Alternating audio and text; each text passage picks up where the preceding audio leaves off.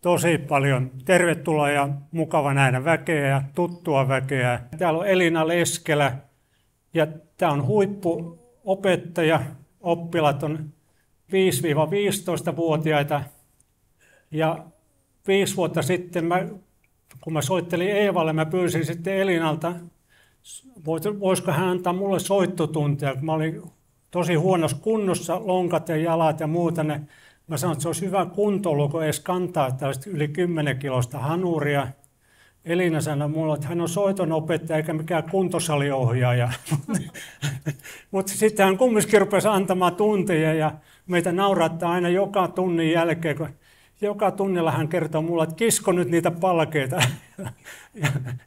Että hän on myös erinomainen kuntosaliohjaaja. ja tällä mennään sitten eteenpäin. Ja tässä mä olin viime perjantaina puhumassa, sitten oli yli 100 lääkäriä ja asiantuntijaa tästä elämänlaatumallista. Ja se oli 27. kerta ja tämän on ollut järjestämässä aikoinaan monena vuonna Ulla Elonen ja Sulkava. Ja oliko Raimo mukana siinä? Eli saanko pyytää ylös nousemaan, että nämä on niin tärkeitä henkilöitä tässä. Että jos mun pitäisi sanoa, että missä perheessä on eniten tietämystä niin muistisairaudesta, Raimo on väitellyt vuonna 1983, niin mä veikkaisin heti, että Raimo ja Ulla voisi olla kovia ehdokkaita siihen hommaan.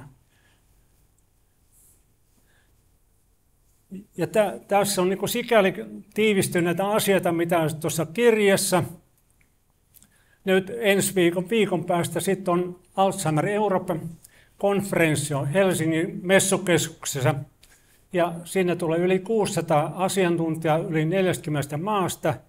Ja kaiken huipuksi mut on kutsuttu puhumaan siitä tästä meidän elämänlaatumallista, että mitä me ollaan Eevan kanssa opittu. Että tällä mennään. Tähän vielä tietoisku, että tämän kirjan tärkeimpiä asioita on tässä kaikille nähtävissä, että ne muistisairaat on niitä sankareita, ne kamppailee sen Alzheimerin kanssa. Kaikki muut me ollaan huoltojoukkoja, mitkä nekin on tärkeitä. Mutta jos me ymmärretään, että ketkä on sankareita, ne on just ne muistisairaat. Ja siitä, jos me todella ymmärretään, niin heidän elämänlaatunsa paranee välittömästi suuresti ja se ei maksa kellekään yhtään mitään.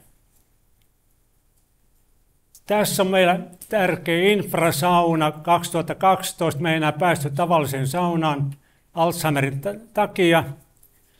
Ja sen jälkeen me hankittiin infrasauna ja me ehdittiin saunomaan siinä yli 850 kertaa. Ja Eeva tykkäsi joka kerran siitä ja samoin mä itse, että se on turvallinen ja siinä on vapaus ja muuta.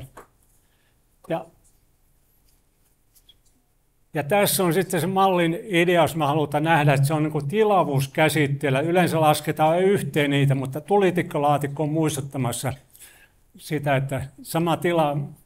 Ja ne 3 tekijää on turva, vapaus ja asioiden hallinta, mistä me kaikki 8 miljardia ihmistä kamppaillaan viimeisen saakka.